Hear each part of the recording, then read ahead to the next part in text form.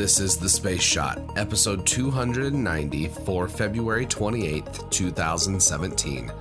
Discoverer 1, STS-36, and some news. I'm John Molnix. I've got a podcast update, then two quick pieces of news, followed by some history. I'm recording today's episode on the evening of the 28th. I never take NyQuil or anything to sleep, so when I did that last night, it really knocked me out for the count. I'm usually up by 5 a.m. to do work on the podcast, but I've been thrown for a loop here lately. The first chance I got to record today's episode was after a day of talking, so bear with me. I'm looking forward to kicking this cold because I'm one of those weird people that enjoys waking up early in the morning and starting on work. Thank you to everyone for the well wishes. Also, thanks to Jacob from Arizona for the review and the kind words. Your stickers will be in the mail shortly. The crew of Expedition 54 returned to Earth yesterday afternoon after spending 168 days on board the International Space Station. Russian cosmonaut Alexander Mazurkin and American astronauts Mark Vande Hei and Joe Acaba re-entered Earth's atmosphere yesterday afternoon in their Soyuz capsule. This was the final leg in their mission on the station to perform microgravity research. Expedition 55 is slated to launch on March 21st, 2018 from the Baikonur Cosmodrome. I've got a launch update here now. SpaceX won't be launching on March 1st, as I had been hoping.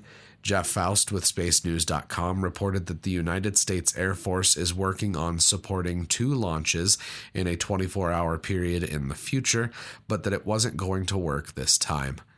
The link to his article is up first in the show notes, so be sure to check it out. Now for some history. The first is the launch of the Discoverer 1 satellite on February 28, 1959. Quote, the Discoverer program was managed by the Advanced Research Projects Agency of the Department of Defense and the United States Air Force. This program was part of the effort to develop reconnaissance satellites and was a crucial part of U.S. intelligence efforts during the Cold War. Unlike the U-2 spy plane, which was susceptible to surface-to-air missiles, satellites could pass over an adversarial country without violating their airspace and without risk of being shot down. I've talked about some Cold War history and the Corona satellite program before, back in episode 160, so check out that episode if you'd like to learn more. Let's continue the national security focus for today's episode. STS-36 launched on this day in 1990. The shuttle Atlantis and a crew of 5 astronauts lifted off into one of the most unusual orbits that a shuttle has ever launched into. This flight was originally meant to lift off from Vandenberg Air Force Base, but as you may know, the shuttle never lifted off from that West Coast pad. The payload for Atlantis remains classified, but there are some ideas floating around about the nature of this payload. I'm linking to a cool 2-part article by Ben Evans that goes over this shuttle flight in more detail. That's it for today's episode. I consumed a lot of tea and honey just so I could record this episode. Now I've got to give my voice a rest. I'd really appreciate it if you could venture into the Apple Podcasts app or your podcast app of choice and leave a review for The Space Shot.